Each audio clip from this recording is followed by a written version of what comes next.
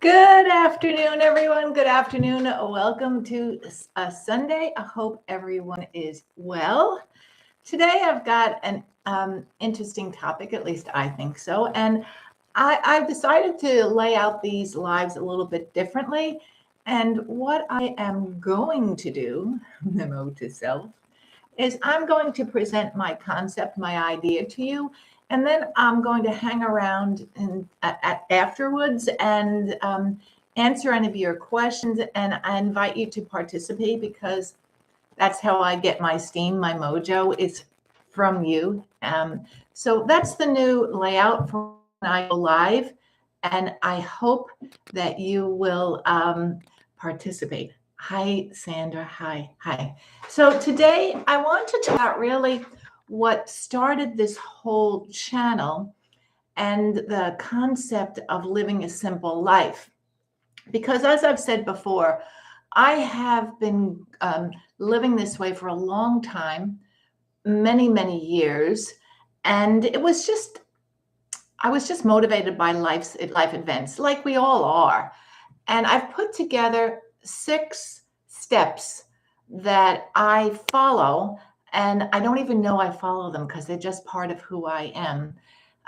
To live a very simple life, to lead a very joyful life, to lead a very content life, but not to rest on my laurels because that's just not who I am.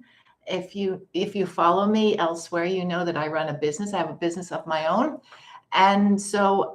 But in summary, it's just to live a life where I'm aware of what goes out on the outside world, but I don't let it bother me because certainly these are different times, and by living this simple life, I can just continue on my journey with a happy heart and less stress.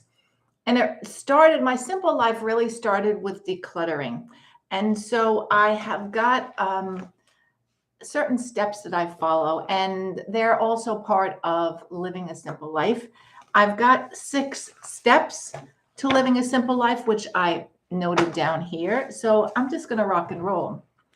I think also maybe there's a 7th one. One thing that is part of my routine, and I will expand on that if that's something that you want me to do, is my morning routine. I have, like everyone else, a gratitude journal, but I have something else that I do every morning to better myself.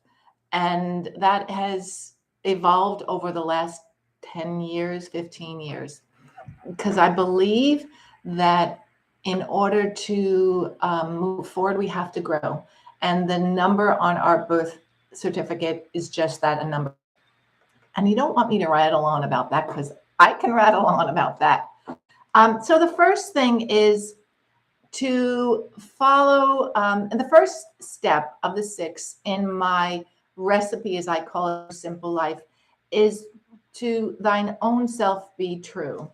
And essentially that is to follow your gut. You know what path to take. Sometimes we get all wound up in life that we forget to listen to our gut, and our gut knows the answer. It's the intuition. It's the person on our shoulders that we can't see who really guides us on which direction to take. I recently did a post on my Facebook page, and if you're on Facebook, please just come over and read it. And it's got to do with business, but in general in life, it's something that really applies to everything on living a simple life. And that is to follow the fear. And it sort of coincides with following your gut, because I think so often we don't do things, we don't take a step because we're fearful and we stay stuck. And your gut is saying, keep going, and you're fighting it somewhat. So I have learned to follow the fear, to see where that fear is taking me. Because also I have learned recently that on the other side of that fear, that thing that I personally, for example, didn't want to do is the answer, is the way to go forward. And I suggest that you go over to Facebook and look at that post, because it really is a summary of listening to your gut. Moving on. The next step in my process of living a simple life is to take baby steps.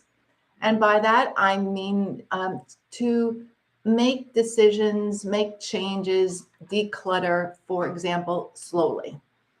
Don't go at it gung-ho, because you and I know when that happens, you usually stop midstream. You find some excuse not to move forward, and then you just push everything by the wayside.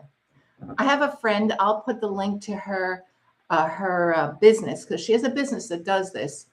And she has this great strategy where you take a few moments each day and you declutter. And if you do it consistently all the time, you get the job done. So, and it's the same thing even in changing a diet. If you are dieting or exercising, if you run out and decide, okay, I'm going to lose 10 pounds and I'm just going to not eat, you know that doesn't work. And I can give an example of myself. You know, in the summertime, I build up to swimming about a mile, a little bit more than a mile. But if I went out after not swimming for the winters, because I cycle in the wintertime, but if I went out in the springtime and said to myself, okay, I'm just going to run, I'm going to swim 100 laps that mile, I probably could do it, but I probably would stop and not continue. And that's not following through. So in taking baby steps, going slowly, you do have the opportunity to follow through. And you know how great you feel when you follow through with something. You know, you start at the beginning and you finish it and you feel so marvelous that you continue. So I'm going to put the link when we're finished here to Heather's website, and have a look at that. And she has some very, very interesting strategies on really decluttering, but there's so much more to it, and highly suggest stopping over there. The next thing is on my simple life list is love what you have and get rid of everything else. For example, you know, we all inherit, and I've talked about this before, I've done a few videos. We all inherit stuff, and it comes from maybe our direct family or from aunts, uncles, siblings. We all inherit all this stuff, and we tend to accumulate it and not do anything with it because there's something that attaches us to that person who gave it to us. And that's one reason why. But the other reason is we don't want to offend anyone. Even if the person isn't here on the planet, we don't want them to be offended. And this is just a way to collect more stuff that we don't want. And my theory has always been to surround yourself with things that you love. And if you don't like some of these inherited items, then pass them on, pay it forward to somebody else. Surround yourself with things that you love. Flowers, lovely candles, a nice cup of tea. Simple, simple things make all the difference.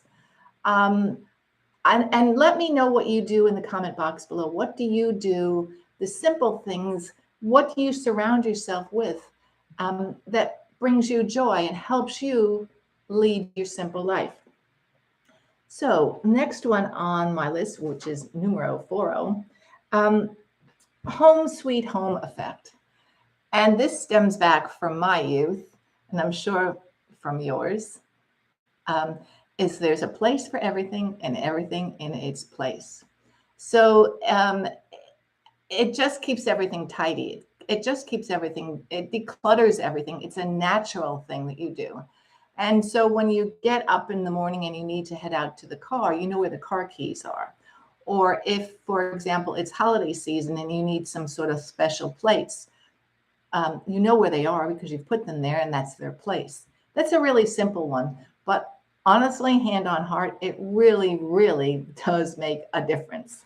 A place for everything and everything in its place. Can you hear your mother telling you that? I can hear it all the time, but it really, really is important for me for living my simple life. And I highly suggest you doing the same thing. Next, my next one is one in and one out, and let me expand on that. I rarely buy these bongo things, where you buy one and you get one free, because I find that just adds to the clutter. And they are positioned that way in the stores and in the retailers to get rid of merchandise, to sell merchandise. I get it. I'm in business. I understand that. But quite often we buy things that we don't need. Now, caveat, if I'm strolling in the supermarket and there's something that I eat and they're 2 for 1, I will buy it.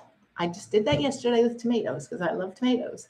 But I certainly am very much aware that this is a marketing tool to sell products. If, for example, there's 2 shampoos for the price of 1, I would have to be really in love with that shampoo in order to buy two items at the price of 1. Simply because, for me personally, I get bored. I never use the same product twice. But a prime example is COVID and the rush on toilet paper. Look what that did. It made it produced a shortage because everyone was buying one and buying another and just storing that and essentially investing in items that maybe you don't really need, and creating your own mini store. I understand. I have a friend who lives in Vermont, and she doesn't go food shopping very often. So when she buys in bulk.